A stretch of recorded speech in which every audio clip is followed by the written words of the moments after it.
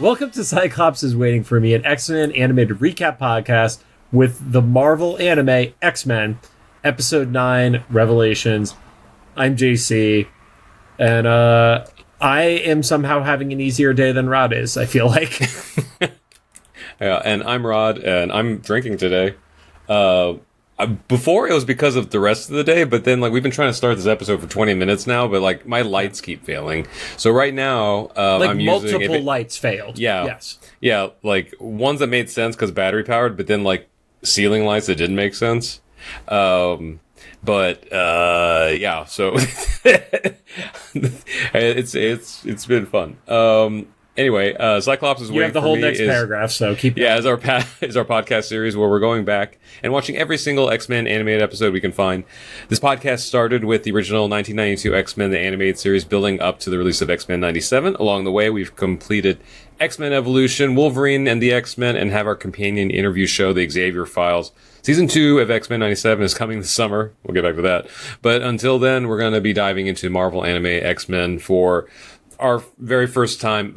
You've heard enough from me that this is functionally my first time. I remember none of this plot. And actually, today will be extra fun because I was watching this today and I was talking to JC off camera. There was utilities guys in my apartment, which everybody knows is like great. You know, they're going in and out of my attic for someone else's unit. And so I got to watch this episode and the next episode in 3-minute increments with construction people interrupting me and asking me questions. So I'd like pause it, come back, pause it, come back. Go deal with Lucy, come back. So it'll be fun. Let's may or may not have tried to kill one of the construction guys too. So. I was proud of her though. Like my little 10-pound cat. So okay, short story. So she was in the other room. I never locked Lucy up in her room. She had this whole house is hers. And so like when I had to put her away for the construction people, she did the thing that cats do about reaching their arms under her door. She grabbed the tarp that I had set out for the construction people to walk on, and somehow had enough force where she dragged it with the ladder. There wasn't a person on it, but he was coming out of the attic onto the ladder, and it moved underneath him. And, like, you know, I'll never endorse violence, but I was low-key kind of rooting for her. But anyway, my memory of today's episode is going to be fun. So, like Rod was alluding to, we're going to come back to it. So we, along with a lot of other people, had posted the Hollywood Reporter referenced from the team at Tribeca that season 2 would premiere at Tribeca, which was on June 13th. But there has been no follow-up from that from any official source, and it's been like 2 weeks. I've seen a lot of like artwork come out, which I think the artwork is official, but I also feel like that's being leaked as opposed to coming through any official channels too. But like, I don't know, Disney not saying anything about June 13th since that Tribeca Hollywood Reporter story has me a little bit like concerned of like, did somebody say something they weren't supposed to? Was it not signed yet? Like, it could go a lot of different ways, you know? I blame everything on Gen Z interns. But was it Disney's intern or was it Tribeca's intern? Literally both. Because here's the thing, like us as like elder millennials, and I don't know if maybe you had this in the writing world. In the music world, I was taught from like college on, like when I'm working on music, you don't share it with anybody but absolutely the necessary people working on it because they copyright stuff and everything, and a work in progress is tough to like protect and stuff. And then like. But then social media changed everything, like YouTube especially, and now the kids that grew up only with that are adults, you know. So I work with like a lot of Gen Zers that are in their like mid to late 20s, and they're in positions of power. And so in the music world, like pretty much universally, people will like text, like iMessage, like songs in progress. And not just like little indie projects. That happens too. But I work with like major projects with like lots of money behind them, and some like major artists too.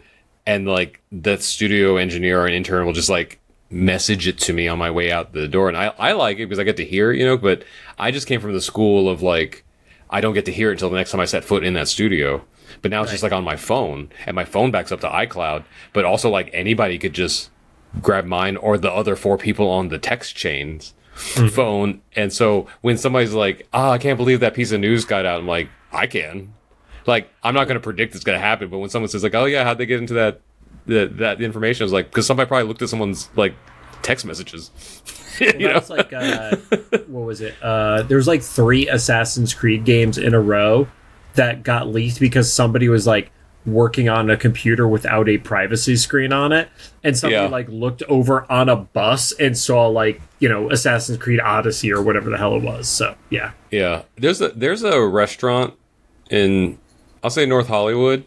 I won't say which one because people here already know which one it is, but I don't want to like out it to people outside of here. It's like, it's funny because it's like a place that I guess like film studio execs just think has like the cone of silence on it or something, because I'll just go there for dessert or coffee sometimes and just hear like people talking openly about very top secret projects. And I've had friends on reality shows and stuff that, you know, film months ahead of time and they're not supposed to be out in public and they hide there and stuff. And it was like, this is no different than like anybody could just walk into it. It's not like you need anything. It's just kind of funny what people think is like, I don't know, protected. We're like just yeah. So all that is to say, we reported on it. We put the source on it, which is Hollywood Reporter, which has a level of credibility to it. But I will emphasize, like, until Disney actually says that that's when it's premiering, I am scheduling all of our recording sessions as if that is not happening. So yeah. Yeah. But also, like, even if it is happening at Tribeca, doesn't mean it's going to be happening on streaming. Sure. And then I finally figured out how to get Rod access to the Wolverine anime. So depending on how the Disney update goes, we may get half of that season before we get into season 2 of X-Men 97. So it's going to be some weird numbers. We're going to like 1 episode in or something. Yeah, it's going to be like 1, 3, or 7. Those are my bets. Place your bets in the comments. Yeah. Some quick reminders. We're a recap show about a series that started over 15 years ago. There are going to be spoilers. And if you don't want it spoiled for you, pause the podcast, watch the episode, whether that's on DVD or whatever random website actually has it, since they still haven't put it on Disney Plus, and come back. And as you can probably tell, we are not currently sponsored or affiliated with Marvel Animation, Disney, or Disney Plus. And don't forget to follow us on social media at Cyclops IWFM Pod on Instagram, Threads, and Facebook, where you can see maybe true, maybe false reporting on release dates. But here's what we did, though. We actually gave a source. It was not the thing that we always make fun of people with, the source being "trust me, bro." Yeah. Yeah. Apparently, Hollywood Reporter's source was "trust me, bro." So that is wild as Hollywood Reporter. I mean, it wasn't like it was even buried in the article. It was like at the top of the article. It was like the second paragraph. So I would love for it to okay, I have to clarify this. I don't love anything AI taking someone's job. But if Hollywood Reporter, I'm not saying they are, but if they have implemented some sort of AI writing thing, I would love for this to be the result of that. That the AI fucked them for using it. Yeah, like like suggested articles and then wrote one without citing any real sources, and then it published somehow. That would be a better story. I would love that. I mean, I'm fine with that. Like, at this point, nothing matters. Everything is fake. Today, we're going to be talking about Season 1, Episode 9, titled Revelations. Use my words properly. It originally aired on June 3rd, 2011, in Japan under the title From Behind the Scenes. And in the US, it would end up airing on December 16th of 2011. Currently sits at a 7.0 star rating on IMDb. Between the 2 episodes that we are recording today, I don't think I filled 3 full pages of notes between all of them. They are okay. they are lighter note shows, yeah. Because I forget if it was this episode or next episode. It was another one of those where they stay like pretty much in like a room for the whole time, don't they? There's a lot of room in the next one. Yeah. So this episode starts off with hospital monitors, medical monitors. I looked, there wasn't anything that felt significant, although there was a little quick Baxter was mentioned on like the medical bag, and I didn't know if that was like a subtle nod to like the Baxter building or something like that. Cyclops goes off on the Doctor. Like, and that's where I feel like this is a little bit of that different scenario because of the storytelling of anime. Like, they didn't wait. There was no like, catch you up as to what happened on the last episode. The episode starts with Cyclops just absolutely yelling at Dr. Sasake. Yeah, for making the virus. Yep. And then she, of course, claims that she was looking for a cure because of the side effects of mutant DNA. So, like, I'll just say this as a church kid, and I don't know if you had any of this in Catholicism, but on the Protestant side, I'm not going to speak. Catholic. We just had constant guilt.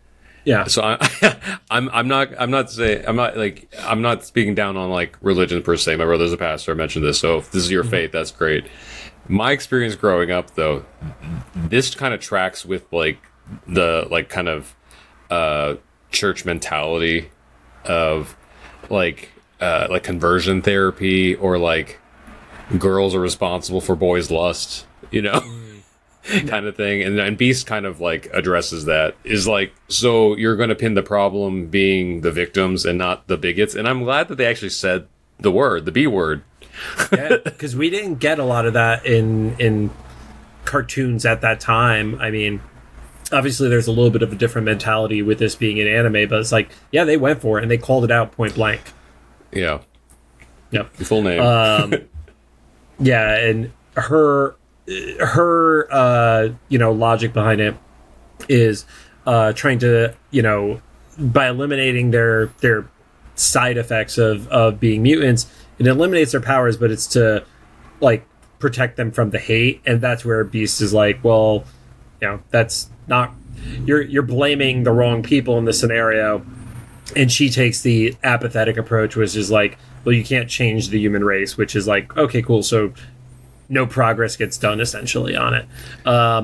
I didn't like this character for most of the series so far because she was like shady and weird. Now I full-fledged hate her. Now I just like, I want her to die at the end of this, which I only say because she's a fictional character, but I don't want her to survive this story. So I just remembered what it specifically reminded me of. And someone else who went to like church in the Midwest, or there was a touring stage show called Heaven's Gates and Hell's Flames that specifically, I think in the 90s toured around. And I think it was that, but someone might be able to tell me it was another. There's a bunch of those types of shows, and there was a character that like is two men who are best friends, and one of the men comes out as gay. And the resolution of that show for the church kids was that the one that was struggling quote unquote with being gay has just decided that God wanted him to just like not act on it for the rest of his life. And then it ends that portion of the sketch with a joke where his straight friend is like, you won't hate me if I don't give you a hug. And then it goes to black. I'm like, and as a kid, you just see that like, okay, well, that's how life is. And I as I grew up and started telling that story of like seeing that show, I was like, oh, that's pretty fucked up. Like you start processing it over time, and you're like, yeah, it already wasn't good, but now it keeps feeling worse every time I look back at it. And yeah, so this kind of feels like this is like her thinking is like, well, I'm doing it for your own good because I don't want people to like, antagonize you or anything. It's like, well, why don't you talk to them? Mm-hmm. Yeah. She still like is fighting back at this point that she's like in the right on it. She comments that she's like closer than she's ever been. Hisako makes sure to tell her like, oh yeah, by the way, whatever you were doing is literally like making people like light on fire and burn to death too. Yeah. Everybody's they're essentially like overclocking, right? Yeah, they're burning out. Yeah. And then I am curious what the scene originally looked like, because they do this wild overdub where Beast is covering his mouth, and I feel like that was like a second and a half of animation that they just kept like fast forwarding and rewinding against. But for like 30 seconds, whatever he was saying for that long ass shot was not what the original animation was. I feel like, and it was 2 shots that they were doing that, because it was the close-up of his hand over his mouth. And then it was that the lasted, pullback that had other people. Yeah. But the one with the close-up was like a full, I want to say 30 seconds or something. It was awkward enough just be like, wait, this hasn't moved. And his eyes blink. I think the only motion on screen. You know what it felt like? Are you caught up on Invincible? I haven't watched any of it. Okay. So there is a joke in Invincible where Mark, the main character, goes to a comic book show, meets an artist, and he's talking about like animation and the way that they will save money, because if they're going to do some big expensive scene, they're like, they'll, shoot a character from behind or make sure their mouth is covered. And Mark is holding a comic book over his face during that entire conversation. That's absolutely what it felt like during that spot. That's funny. That actually, it's from all the animated cum they add into these episodes. Yeah, which happens a lot more later. It also reminds me. These episodes. Actually, reminds me also. Did you see Craven? I did not. I refuse to. So this would be worth just looking for the clip. Later in the movie, there's a point where Calypso is talking to Craven in like the jungle, and for whatever reason, they did an ADR on Calypso's dialogue, but it's a still frame of her, and then they CG her lips. They CG just her lips and her eyes moving, but it is clearly a still frame, and it is wild to look at. Like, they could have done anything else, like cut to Craven while she's talking, because that's a thing that happens all the time. But if you watch it, it looks like one of those CD-ROM games from like the 90s, where like everything's still except for like eyes blinking and then like mouth moving. But like it looks like the old like Angry Orange, with like just the lips moving. But this is in like a multi-million-dollar movie.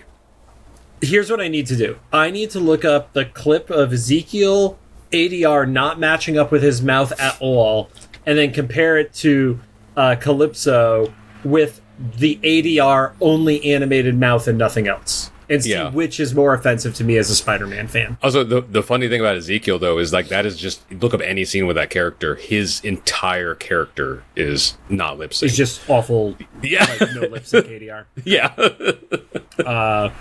It is at that point that they realize that Emma is missing, and everybody is gonna go look. They also notice that June is missing, and Beast. Here's the thing: I don't disagree with anything Beast is doing, but this is like a hard ass version of Beast I feel like I haven't seen in basically like any of the shows. Because she's like, "Oh, you can't go exploring my lab." He's like, "I think you could stop right there, bitch." Like, I was waiting for him to drop a C word on her. I like it. I don't know if they meant it this way. In my headcanon, it's because like she crossed the line with science, and that was like the bridge too far for him. Oh yeah, absolutely. like an ethics between among scientists and stuff. Like, because doctors have the pledge of do no harm, right? So like Hippocratic oath, yeah. So like I imagine like maybe even in a fictional world, like scientists have some sort of something similar, like don't like torture humans or something, Yep. Is there there's like a halo light following me? You have a halo right now. Yeah. That's kind of, that has to be like, it's, you know what I'm saying? Like, it's like following it's me. Tracking you. Yeah, I don't know what that is. What in the AI bullshit did they add to this software? I don't know. Make that a separate clip, because I'm just going to tag Riverside and be like, what are you guys doing What is happening? I just noticed when I leaned back to pet Lucy, I was like, why is there a light back here? There's not a light. Yeah. It's like on certain parts. It's weird. The fun of cuts because I had to sneeze. We do get a quick jump over where you see Mastermind in his June form opens a door. Emma sees from behind. And then cut back to Beast, who is like, yep, still can't get in touch with the professor. And Dr. Sasake protests, and he's like, he pulls out a phone, and it's Cerebro Mobile. Yeah. Like, there's a bunch of that. Like, yeah, it was like, cool. I like the little dumb nod to it. Professor is still in Red Hell. Yeah, I called it the Rift, but I like Red Hell better. It kind of reminds me of like Event Horizon on the inside. Okay. Yeah. Oh, like where with all he's, like the death visions and stuff. Yeah. Not as gory as it, but it's like it's meant to like break you essentially. Yeah. He's trying for the X-Men to get in touch with them. His telepathy is blocked. He goes to like thruster. I don't know. I don't know how planes work. But it turns like into goo around his hand. And then you see a bunch of other blackbirds and skeletons of him, and like one just shatters. And he's like, "Yeah, it's gonna drive me crazy." And then he realizes it's gonna be, this somebody else is in his mind, and he needs to have a psychic fight. Yeah. And so at this point, I actually made a note that I thought this was Legion because they're making addressing like his son, that they said was dead or whatever. So I was like, oh, this is going to be Legion. Unless he has a different name, this is not Legion. But like, how many psychotic psychic kids does Xavier have out there? He has both psychic and psychotic children. Yes. Yeah. There's at least 3 psychotic and 2 psychic if you count this kid as one of them. Beast fails to call, and he's like, "Oh, well, maybe we could get Emma to do this." And then you see the cut over where June is in this like big gigantic room. He stops in front of doors, and that's where Emma catches up. And you had missed the shot originally, so you don't get to judge me for that. Yeah. But I didn't realize when Emma saw through the illusion that was unintentional from Mastermind in the last episode. I, for some reason, read that as it was him taunting her, not she looked over as her diamond form was up, which is what shielded her from seeing it, as we get in some of the, the further explanation of the episode.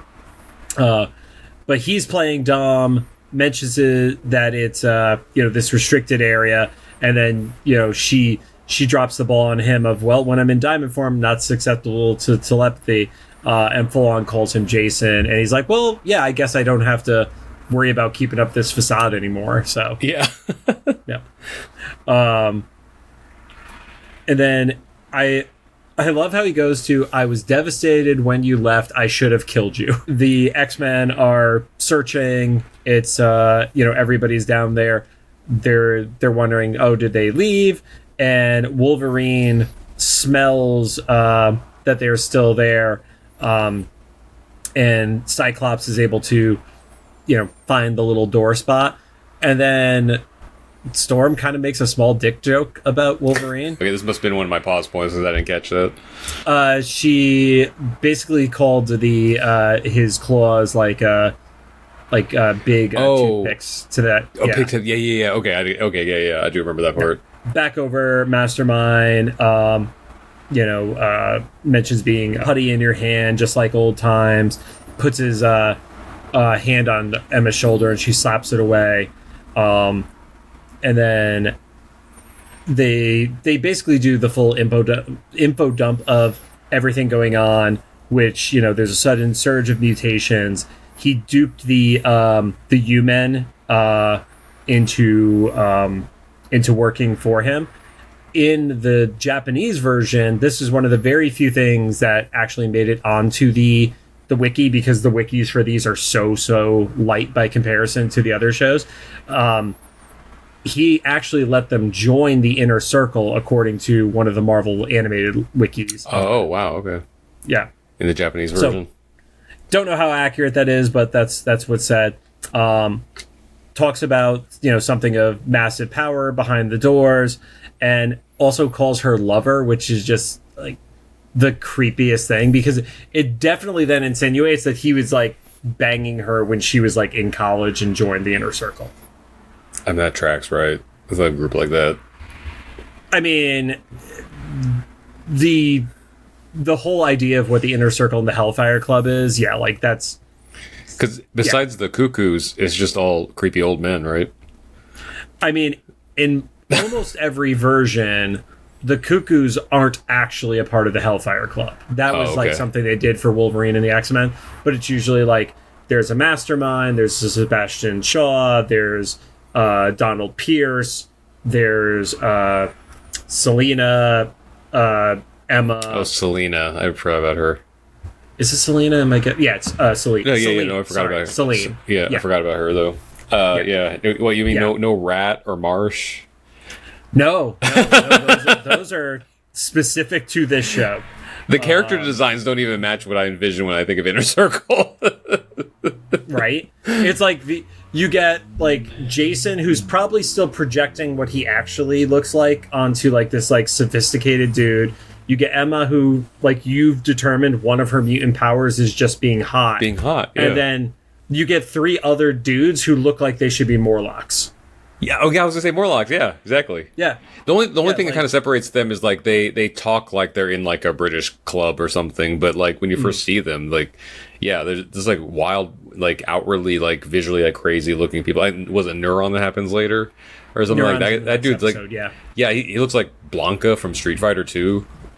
He's a mix of like Blanca and then a little bit random and a little bit maggot. Like if you took those 3 characters random, together, yeah. like mashed them up, that's what this is. So Yeah.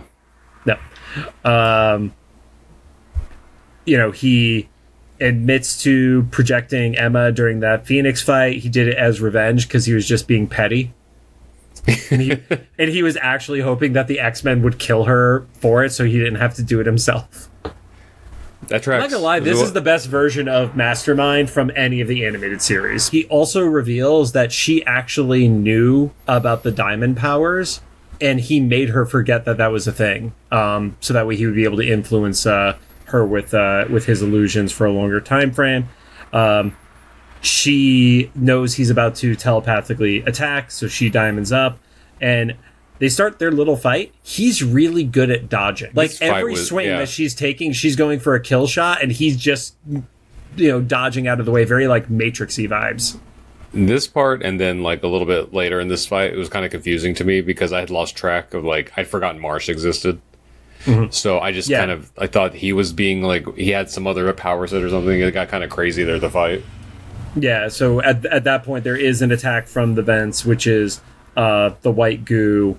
Marsh is there, and then Cyclops catches up, does a big save, and to everybody else, June is in his Sonata form, claiming that she has the virus and that's why she attacked him. So Wolverine realizes that something is going on and that there is something bigger behind those doors. Mastermind starts projecting Jean into Logan's head.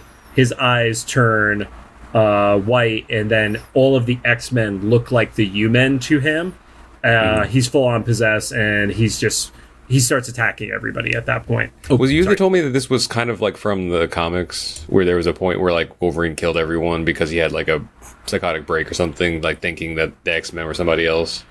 That is the origin of the Old Man Logan story.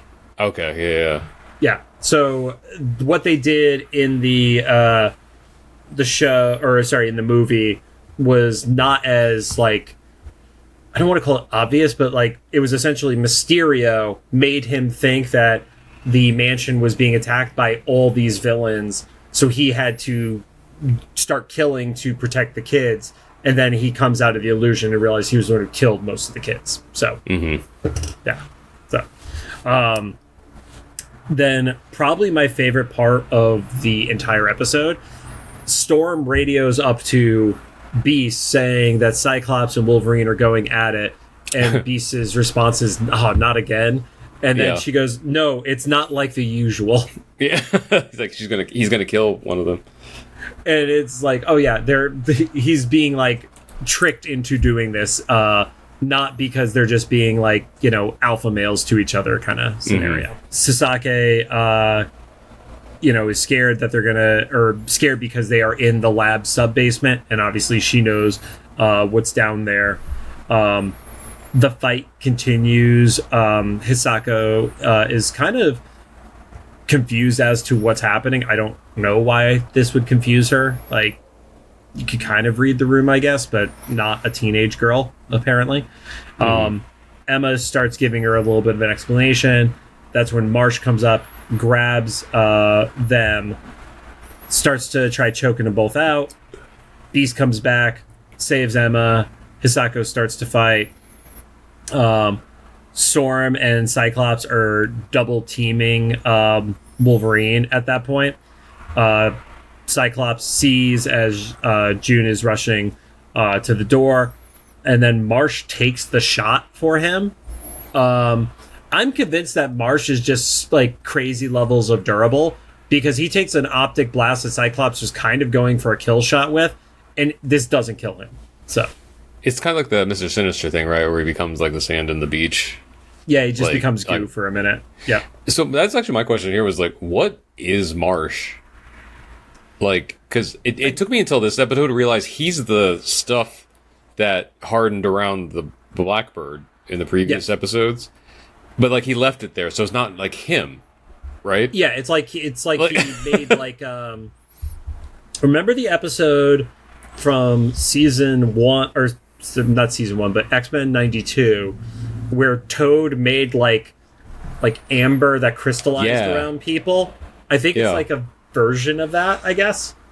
So I just like, I don't know what the explanation of Marsh's powers are, because I'm accustomed to other people's powers. Like his thing is like, because at first I thought he was a shapeshifter, right? Now it's because more like he could transform into like gooey stuff and things like that. He's more like Alex Mack. Remember her?